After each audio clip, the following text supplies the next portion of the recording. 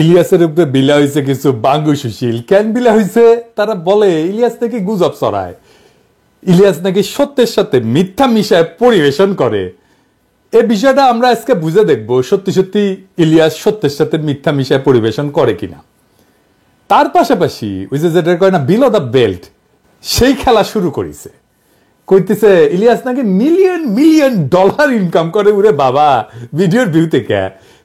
Social blade নামে একটা site আছে, উঠে গেলে দেখবেন যে এই কোন সাইট কোন ইউটিউব চ্যানেলের কেমন ইনকাম হইবার পারে, হ্যাঁ, এটা একটা ধারণা দেওয়ার চেষ্টা করে। ওইটা দেখে বাঙ্গুলিটা ভাবিছে বা এটা চমৎকার জায়গা পাইছি তো, বিশাল প্রচুর জ্ঞান আহরণ করিচ্ছি তো। তারপরে উটি থেকে ওগুলো নিয়ে এসে কপি পেস্ট করে ওই জ্ঞান বিলানোর চেষ্টা করে। যারা অনেকদিন থেকে ইউটিউবিং করেন, ইউটিউব করতে করতে বাল পাকায় ফেলছেন, তারা ইলিয়াসের ভিডিও যদি দেখেন তাহলে বুঝতে পারবেন যে ইলিয়াসের ভিডিওর বেশিরভাগ ভিডিওর এই মনিটাইজেশন মানে টাকা আসে না আর কি। এইটা শুধু ইলিয়াস না, সারা দুনিয়া যারা অ্যাক্টিভিজম করে তাদের জন্য এটা একটা বড় সমস্যা। কারণ তাদের ভিডিওতে ভায়োলেন্স থাকে, ভায়োলেন্ট ছবি থাকে, ভায়োলেন্ট ক্লিপ থাকে। এইসব থাকলে যারা ইউটিউবে বিজ্ঞাপন দেয় না পণ্যের, ওইরা বিজ্ঞাপন দিতে রাজি হয় না। ওদের একটা স্ট্যান্ডার্ড আছে, কমিউনিটি স্ট্যান্ডার্ড। ওইটার মধ্যে ভায়োলেন্ট ছবি, রক্তপাত ইত্যাদি ইত্যাদি এইসব থাকলে ভিডিও মনিটাইজেশন করা যায় না। এটা ছাড়াও ওই দেখেন পুলিশ মার্চ করিচ্ছে, মারিচ্ছে, এই সমস্ত জিনিস থাকলে, মিলিটারি মার্চ করিচ্ছে, রক্তপাত হচ্ছে, এইরকম জিনিস থাকলে কখনোই ওই ভিডিও মনিটাইজেশন করা যায় না। এটা ছাড়াও আরো সমস্যা আছে, সেটা হইতেছে পলিটিক্যাল ভিডিওতে রিপোর্ট হয়, প্রচুর রিপোর্ট হয়। অনেক বেশি যদি রিপোর্ট হয় তাহলে মনিটাইজেশন অফ হয়ে যায়। ইলিয়াস যদি মিলিয়ন মিলিয়ন ডলার কামাইতো তাহলে উবের চালায়, তার পেট চালাইতে হইতো না। যারা মেলা চেষ্টা চরিত্র করিছে, ইউটিউবার হবি, ফেসবুকার হবি, মেলা মানুষ চিনবি, যারা যখন পারেনি তখন ওই ঈর্ষা ওটা ঢেলে দেয় ইলিয়াসের উপরে। আপনি চিন্তা করেন যে ছেলেটা সারাদিন আসে উবের চালায় নিজের পেট চালানোর জন্য, কতখানি নির্মম, কতখানি অসংবেদনশীল হইলে, কতখানি প্রতিহিংসা পরায়ণ হইলে এইরকম একটা অপবাদ দেয় একজন অ্যাক্টিভিস্টকে। ইলিয়াসের হয়তো সীমাবদ্ধতা আছে, সবারই আছে, আমারও আছে, কিন্তু বাংলাদেশের প্রশ্নে, বাংলাদেশের স্বার্থের প্রশ্নে, বাংলাদেশের জাতীয় স্বার্থের প্রশ্নে ইলিয়াস কখনো কোথাও কাউকে ছাড় দেবে না। ইলিয়াস ব্যক্তিগত লাভের জন্য দেশের স্বার্থকে কোনোদিন বিকায় দেবে না, এটা বিক্রি করবে না। এই জন্যই দেশের মানুষের অকাতর ভালোবাসা পাইছে। দেশের মানুষ না যখন কাউরে ভালোবাসে এমনি এমনি ভালোবাসে না, সে বুঝে যে কারে ভালোবাসা যায় আর কারে যায় না। অবাক ব্যাপার হইতেছে কি, যারা একসময় ইলিয়াসের ভিডিও প্রশংসা করেছিল এখনই তারা উচ্চ কণ্ঠে সমালোচনা করছে। যাই হোক, আসেন আমরা দেখি ইলিয়াসের ভিডিও নিয়ে কথা বলি। আমি আসলে ভিডিওর কন্টেন্ট নিয়ে কথা বলবো না, আমি দেখবো যে এই যে গুজব টুজব বলতেছে, সত্য মিথ্যা মিশানো বলতেছে, ওই বিষয়টাই দেখবো। আসলে আমরা আসলে দেখি সত্য কারে বলে। দেখেন, আমরা যদি ধর্মের দিক থেকে দেখি তাইলে সত্য কই থাকে? সত্য কিন্তু সবসময় খোদাই, ঐশ্বরিক, এটা আদার ওয়ার্ল্ডে থাকে, এটা ঈশ্বরের কাছে থাকে, সৃষ্টিকর্তার কাছে থাকে।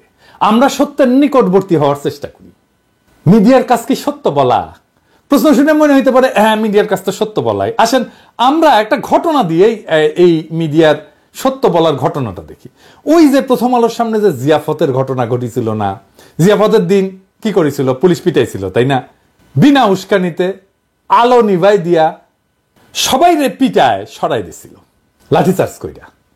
কিন্তু ওই ঘটনাটা প্রথম আলো কিভাবে লিখলো যারা ওইখানে জিয়াফত করতে গেছিল তারাই বিশৃঙ্খলা করেছে, তাই না? হ্যাঁ, বিশৃঙ্খলা কে করলো? যারা জিয়াফত করতে গেছিল, যারা মাইর খেলো, তারাই নাকি বিশৃঙ্খলা করছিল। স্পষ্ট ভিডিও ফুটেজ আছে, আমি দেখাইছি, আজ আর দেখাইলাম না। দেখেছেন তো, আলো নিভাই দিয়ে খুব শান্ত, বিনা উস্কানিতে যে জমায়েত তার উপরে লাঠিচার্জ শুরু করলো বিনা কারণে। ওইখানে আলো নিভাইছে পুলিশ, কখনো ওখানে আলো নিভানো হয় না। তার মানে পুলিশ জানতো, প্রস্তুতি নিছে যে তা মারবে, তারপরে বিনা উস্কানিতে ঝাঁপায় পড়ছে। শুধু যে ঝাঁপায় পড়ছে তাই না, একজন অ্যাক্টিভিস্টকে ধইরা প্রথম আলো অফিসের মধ্যে ধরে নিয়ে গেছে, ওইখানে বিভৎসভাবে নির্যাতন করছে। প্রথম আলো নিউজে ওইগুলো আছে যে আলো নিভাই দেওয়া হয়েছিল, বিনা উস্কানিতে মারপিট করা হয়েছে।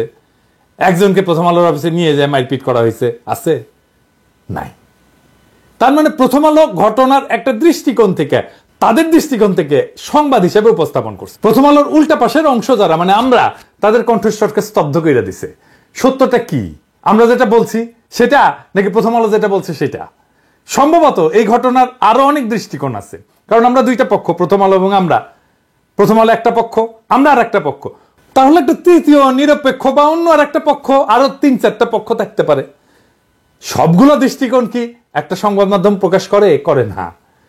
সে করে তার জন্য যেটা সবচেয়ে সুবিধাজনক সেটা প্রকাশ করে।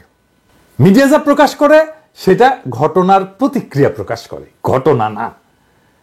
আসল ঘটনাকে সে পুনর্নির্মাণ করে, বানায়। সে পুনর্নির্মিত ঘটনাকে একটা ঘটনা হিসাবে প্রচার করে, এবং এই ঘটনার বাইরে যেগুলো, সেগুলো হয়ে যায় গুজব। আমি একটা এক্সাম্পল দিই। মানবতা বিরোধী অপরাধের আদালতে সংবাদপত্রে প্রকাশিত সংবাদকে সাক্ষ্য হিসেবে ধরা হয়েছিল। দুনিয়ার সব সাক্ষ্য আইনকে বুড়া আঙুল দেখায় সংবাদপত্রে প্রকাশিত সংবাদকে সাক্ষ্য হিসেবে ধরা হয়েছিল। আমরা বলছিলাম এইটা হইতে পারে না, এটা অন্যায়, এটা অপরাধ। এইভাবে সংবাদপত্রে প্রকাশিত সংবাদকে সাক্ষ্য হিসেবে ধরা যায় না। সংবাদপত্রে যদি সত্য কথাই লেখা থাকে, তাহলে তাকে সাক্ষ্য হিসেবে ধরতে অসুবিধা কোথায়? অসুবিধা এইখানেই, সংবাদপত্রে সত্য কথা লেখা থাকে না, লেখা থাকে একটা দৃষ্টিকোণ। আসলে ক্ষমতা সংবাদ তৈরি করে, ঘটনাকে পুনর্নির্মাণ করে, তার বয়ানের বাইরে সে যেটা বলতে চায় সেটার বাইরে যেটা, সেটাকে সে গুজব বলে উড়ায় দেয়। সে নিজের বয়ানকে সত্য বলে দাবি করে, আর বয়ানের বাইরে যেটা সেটা হইতেছে গুজব। এবার বুঝছেন তো? আমারও তো বলে গুজববাজ। আমি তো পত্রিকার নিউজ টিউজ রেফারেন্স দেখাই, তারপরেও আমি নাকি গুজব ছড়াই। তার মানে গুজব হইতেছে তার বয়ানের বাইরে যেটা, তার বিশ্বাসের বাইরে যেটা, সেটাই গুজব। কিন্তু ধরেন মিডিয়া যেটা প্রকাশ করে, অথবা যেটাকে তারা গুজব বলে দাবি করে, এটা কিন্তু সত্য বা মিথ্যার বিষয় না। এই দুটেই হইতেছে পারসেপশন। এটাকে বলা যাইতে পারে ধারণা। কোনো কোনো পারসেপশন, কোনো কোনো ধারণাকে লোকে বিশ্বাস করে, এটাকে বিশ্বাসযোগ্য বলে মনে করে। এমনকি এইরকম ধারণা যে ক্ষমতার গদিকেও কাঁপায় দিতে পারে। আপনি যেটাকে বিশ্বাসযোগ্য বলে ভাববেন সেটা কিছু পূর্ব শর্ত আছে, সেই পূর্ব শর্তগুলো পুরো হইলে বিশ্বাস পোক্ত হয়। আমি একটা এক্সাম্পল দিই। ধরেন র‍্যাব কইতেছে যে হেলিকপ্টার থেকে গুলি করা হয় নাই, কিন্তু আমরা জানি, আমরা বিশ্বাস করি হেলিকপ্টার থেকে গুলি করা হয়েছে। তার মানে বুঝছেন তো, আমরা যেটা মনে করতেছি এইটা বিশ্বাসযোগ্য। ধরেন গার্মেন্টসের কোনো শ্রমিকের উপরে বা বাসায় কাজের মেয়ে, কাজের ছেলের উপরে যে টর্চার হয়, এই ঘটনাগুলো খুবই বিশ্বাসযোগ্য ঘটনা।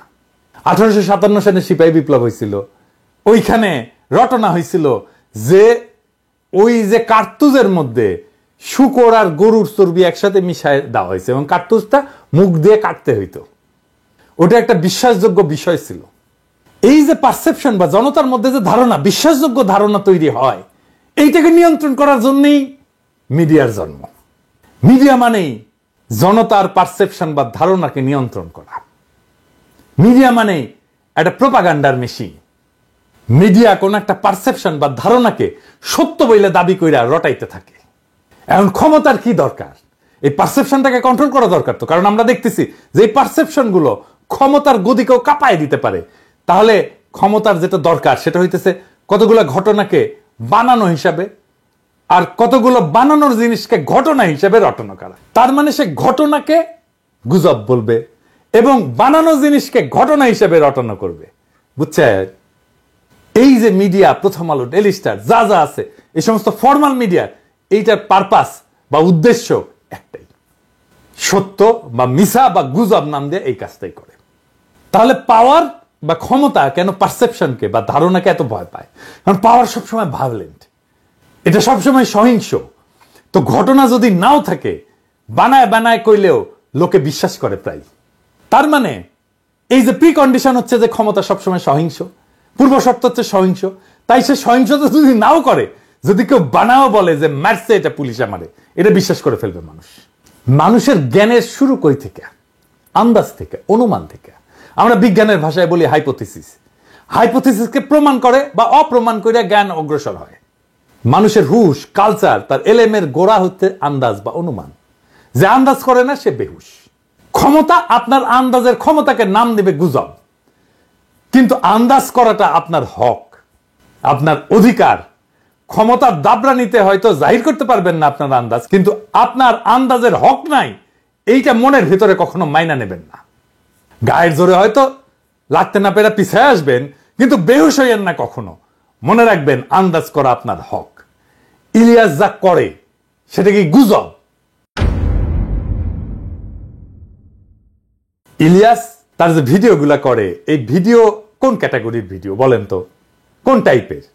এইটা যারা ইলিয়াসের সমালোচনা করে তারা কি কখনো দেখছে? ইলিয়াস করে এক্সপ্লোরেটরি ডকুমেন্টারি। এক্সপ্লোরেটরি ডকুমেন্টারিটা আসলে কি? আসেন এটা বুঝে দেখি।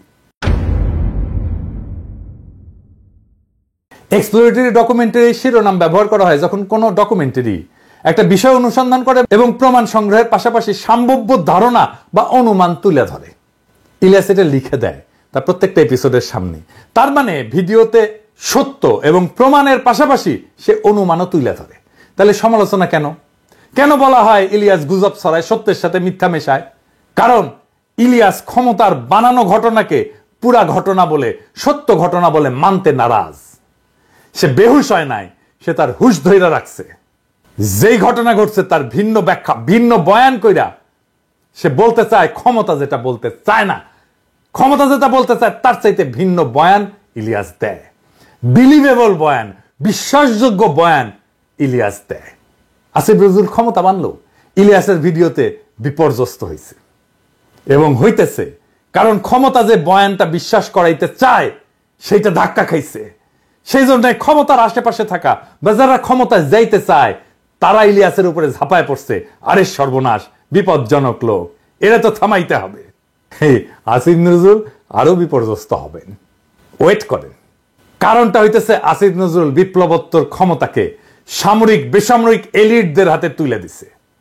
তাকে দৌড়ের উপরে রাখা আমাদের কর্তব্য। অনেকে আমারে বলেন যে আপনি বিএনপির পিছে কেন লাগিয়েছেন। আমি বিএনপির পিছে লাগি নাই।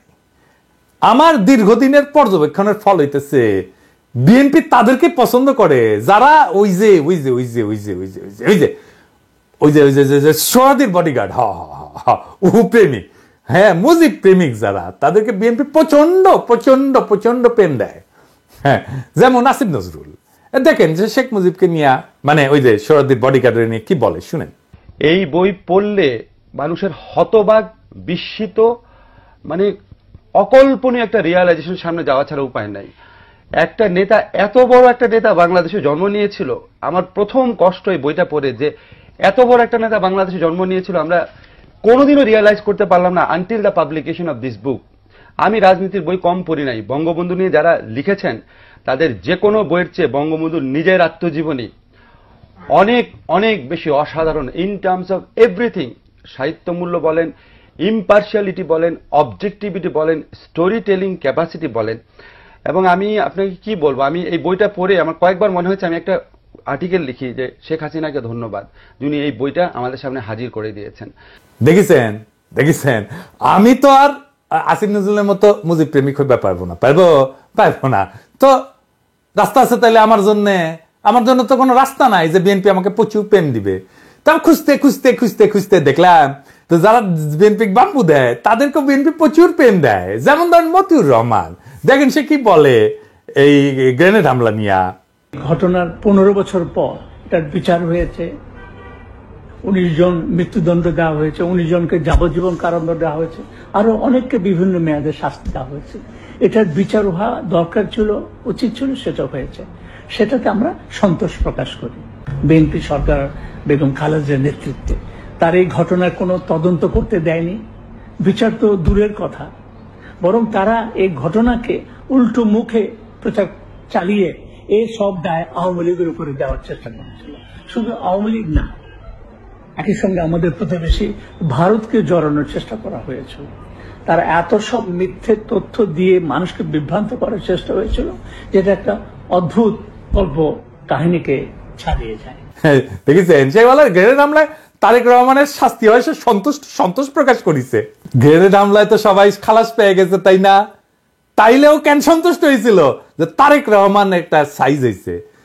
এইরকম একটা লোক, এরকম একটা জাউরাক, তাও বিএনপি পছন্দ করে, তাকে বাঁচানোর জন্য একেবারে ঝাঁপে পড়লো সব বিএনপির লোকেরা। আবার দেখেন আসিফ নজরুল কি কয় এই গ্রেনেড হামলা নিয়ে, এই যে দেখেন এটা নাকি বিএনপির দায়, তার মুখেই শুনেন। যদি আপনি আপনাকে প্রশ্ন করেন যে এটার সাথে কি সরকারের কোনো শীর্ষস্থানীয় মহল জড়িত ছিল কিনা, অবশ্যই ছিল। এটা হতে পারে না এত বড় একটা আক্রমণের ঘটনা ঘটেছে সরকারের কোনো মহলই জানে না। সেকেন্ড কোয়েশ্চেন, আপনি যদি বলেন বিএনপি কি এই হত্যার ঘটনা 21 আগস্ট আক্রমণের ঘটনা ধামাচাপা দিতে চেয়েছে, অবশ্যই চেয়েছে।